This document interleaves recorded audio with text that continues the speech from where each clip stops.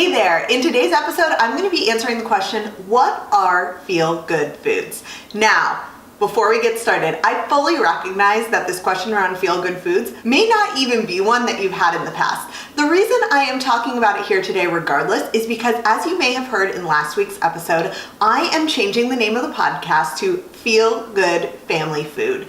I am super excited about this name change because I think it is very much in alignment with the types of tips and tricks that I want to share with busy parents around how to feed their family better.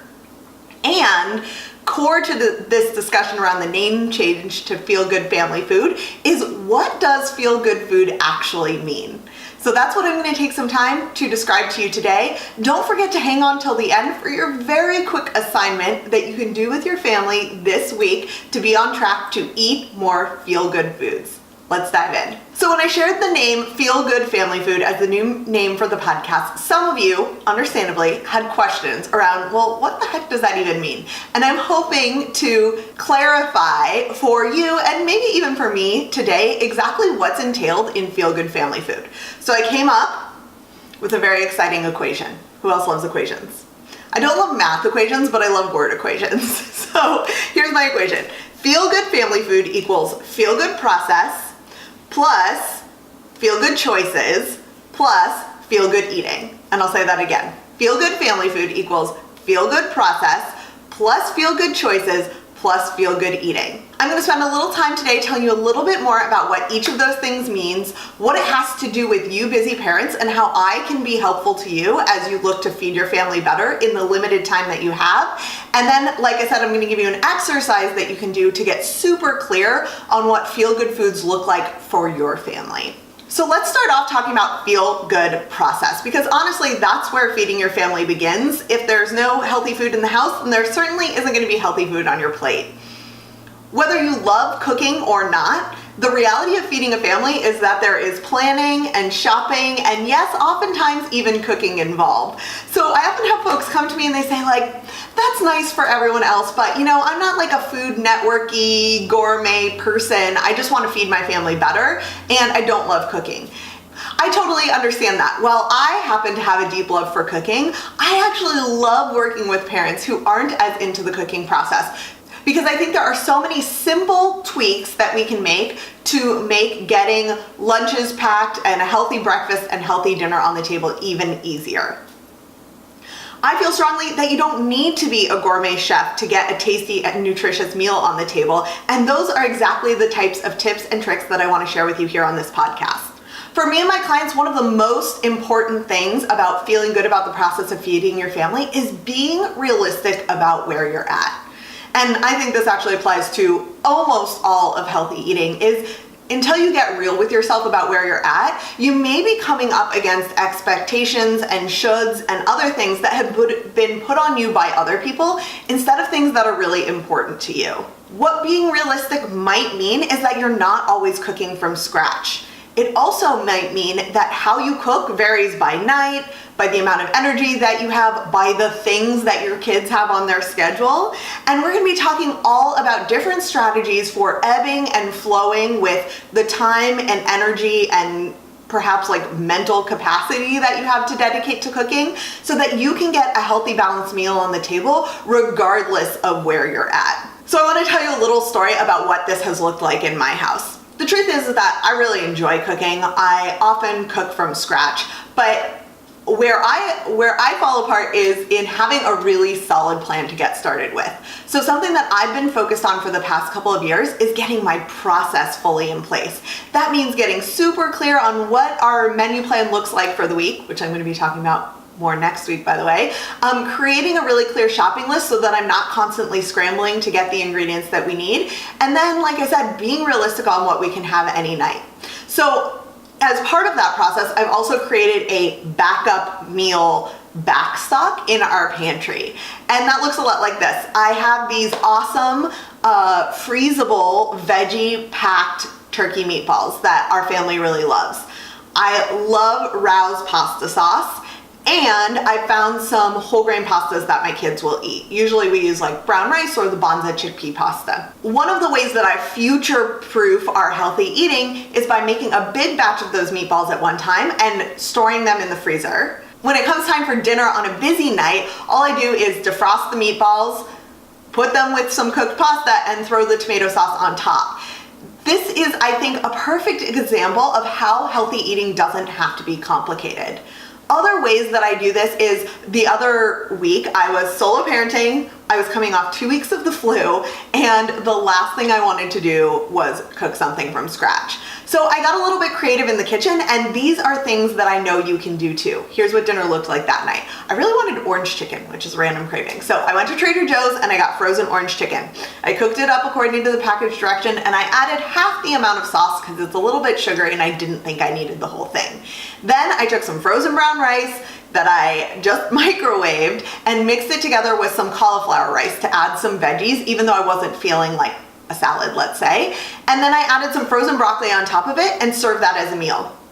The cool thing about strategies like this that I want to share with you is that once you have them in your back pocket, it becomes really easy to ebb and flow with your energy and time that you have and put together a healthy enough, or at least a balanced meal, regardless of the time and energy that you have. The other bonus is that some of these things are really easy to keep on hand anytime. So even on those nights when you haven't gotten to the store, when you're scrambling for what's for dinner, I want to give you the tips and tricks and strategies that are going to help you get feel-good foods on the table in a way that feels good to you. That's feel-good process. The next element of feel-good foods in my mind is feel-good choices. So maybe you've had this thought, I want to feed my family healthy food, but the information on what's actually healthy is always changing. I think of examples like, should I be feeding my kids Cheerios because of the glyphosates that are being found in them? Or is coconut oil actually healthy? Or I can't tell this week, are eggs healthy or are they not? Or maybe your challenge is that you want to feed your kids veggies, but they don't eat them, so you've just stopped putting them on the table. These are the kinds of things I hear all the time that lead parents down the path of feeding their kids processed, kid-friendly favorites like macaroni and cheese, chicken nuggets, and mac and cheese. I mention those because I think it's something all of us as parents have relied on at a time. So for me, it's not that these foods don't ever show up in my house or that they don't have a place in yours, but I can tell you from experience that finding a balance that works for you and your family goes a long way to stopping the worry and guilt that many parents feel around feeding their family. The guilt that I'm talking about here are, again, those shoulds that go through your mind of like, oh, I should really find a better snack than those goldfish, or gosh, I should have really found a vegetable to put on the plate with dinner instead of just a box of macaroni and cheese. And these are things that take up energy and brain space that I know you could better spend on other things in your life. So this idea of getting really comfortable and automating some of the feel-good choices for your family is to help free up brain space and energy to focus on the things that are that you are uniquely talented at and that you really want to spend your time on. So I make feel-good choices for my family with two things in mind.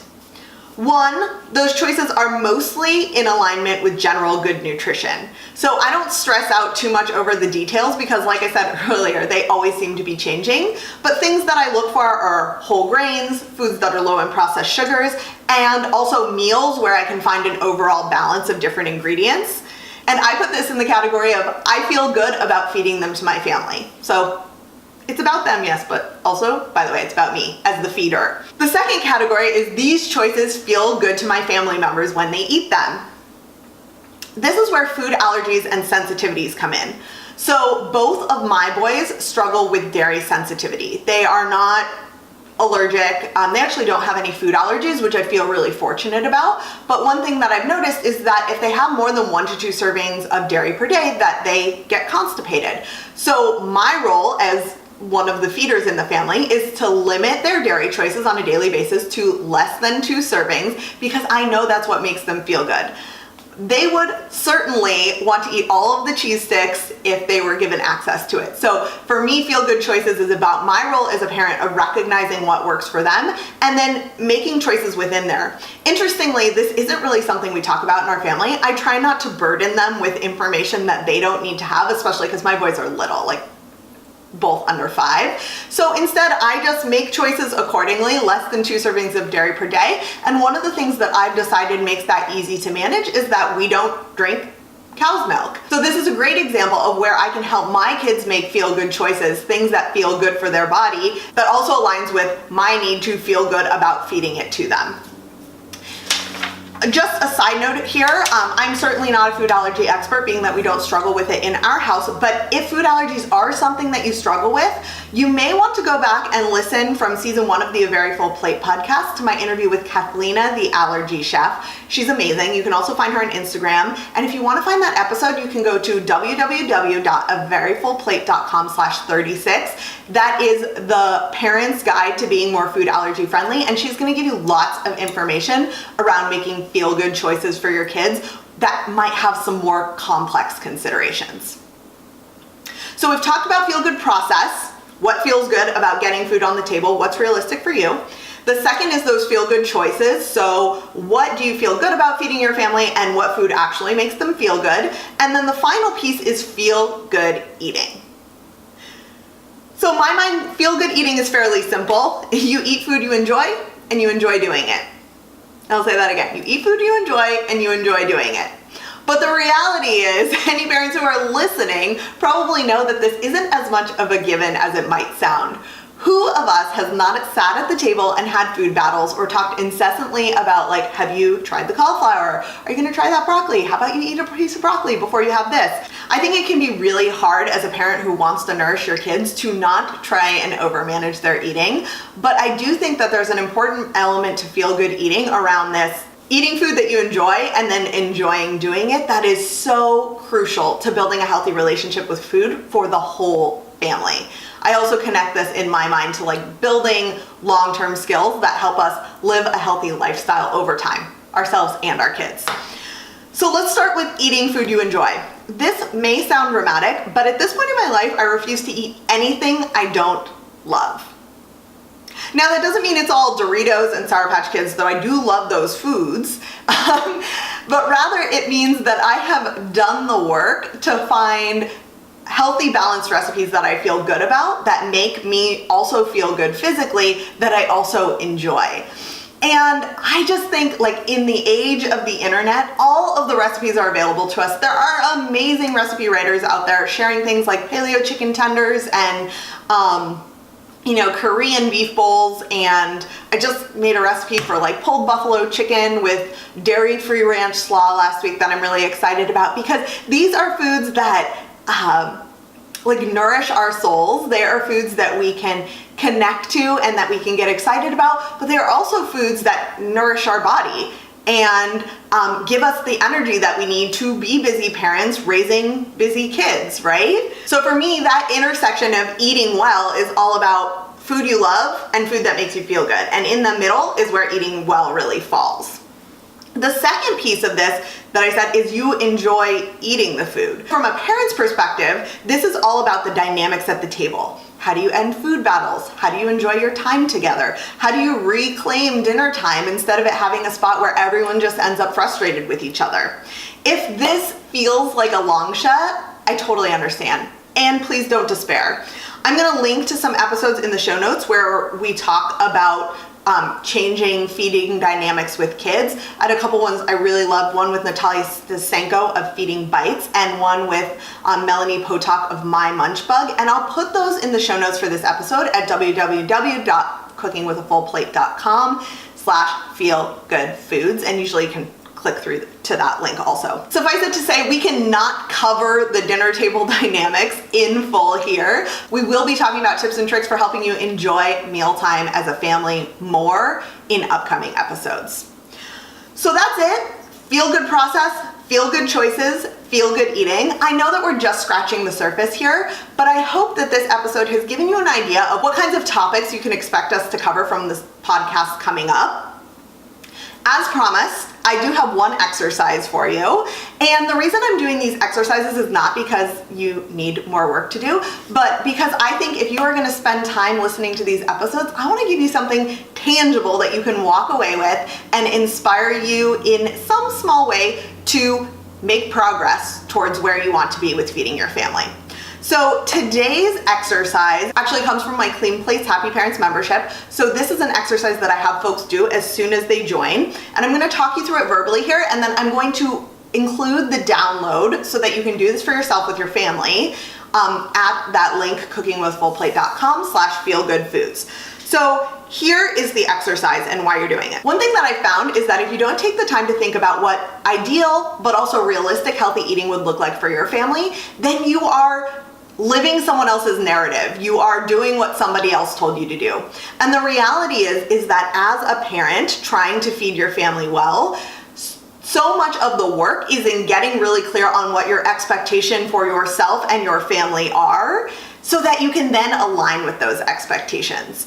So like many things in life, but here specifically related to feeding, I want to empower you to get really clear on your own expectations so that you can more easily get into alignment with the tips, tricks, and strategies that I share. So how do you do that? Here's the exercise. I love to have people think of 3 words that describe your family's ideal and realistic way of eating. This is different for everyone. So primarily, I encourage you to be realistic and not strive for perfection. This clarity is gonna help your whole family get clear on the way that you ideally want to be eating so that then you can take steps to be more in alignment with that vision. Why 3 words? And listen, you're the boss here. You can use 5 words if you want. But the reason I like 3 to 5 words is that they're easy to remember. And words that I suggest, and you'll see in this download that you can work on with your family, are things like unprocessed, vegetable heavy, plant-based, paleo, whole grain, whole, real, 80-20, delicious, easy, more cooking, less cooking, together, home cooked, store-bought, dairy-free, and of course you can feel free to add your own words in. I think the nice thing about 3 to 5 words is that it's easy to remember. So for my family, our words are whole, real, and unprocessed, and then I've added a little subheading, which is most of the time. So whole, real, unprocessed, most of the time. The cool thing about this exercise, and I would love to hear from you after you do it, is that once you get clear, it helps with all of the pieces. It helps with the process of shopping, feel-good process being our first step. It helps with making feel-good choices. So when I'm in the store, I can look at the back of the label and figure out, is this mostly whole, real, and unprocessed? And if it's not, am I making that decision consciously instead of just buying something because it's convenient? And then the final step would be feel good eating. Is my family going to enjoy this, right? For us, I'm always looking for ways to make whole, real, unprocessed food that my whole family will enjoy and feel really good about eating. So that's the way that I use those 3 to 5 words to describe your family's style of eating. I would love to hear what you come up with once you've done this. You can find me on Instagram at cookingwithafullplate and share your 3 words with me. I would love to check in with you. So again, the show notes for this episode can be found at www.cookingwithfullplate.com/feelgoodfoods. I hope that this was helpful to you. And if it was, I have one small ask for you. Could you leave a review on iTunes? Reviews on iTunes are a huge way that us podcasters get more people to hear our message and that I can help more people eat healthier more often. So if you could take a minute, leave a review on iTunes, that would be amazing. And don't forget to let me know what your 3 to 5 words that describe your family's eating are. Thanks so much. I'll talk to you again next Tuesday.